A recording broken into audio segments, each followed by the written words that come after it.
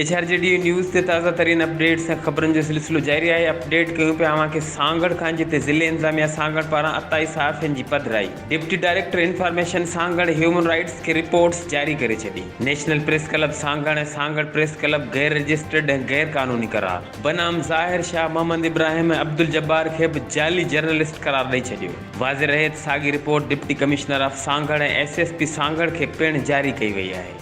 ख़बर अव्हांखे ॾियूं पिया सांगड़ खां, जिते सांगड़ ज़िले इंतज़ामिया पारां 28 साफ़ियुनि जी पधिराई। Deputy director information Sanghar human rights खे रिपोर्ट्स जारी करे छॾी। नेशनल प्रेस क्लब सांगड़ ऐं सांगड़ प्रेस क्लब गैर रजिस्टर्ड ऐं गैर क़ानूनी करार। बनाम ज़ाहिर शाह, मोहम्मद इब्राहिम ऐं अब्दुल जब्बार खे बि जाली जर्नलिस्ट करार ॾेई छॾियो। वाज़े रहे त साॻी रिपोर्ट डिप्टी कमिश्नर सांगड़ ऐं SSP सांगड़ खे पिणु जारी कई वई आहे। HRJD न्यूज़ ते इन वक़्त ताईं बसि एतिरो ई। वधीक ख़बरनि ऐं अपडेट्स लाइ ॾिसंदा रहो HRJD न्यूज़।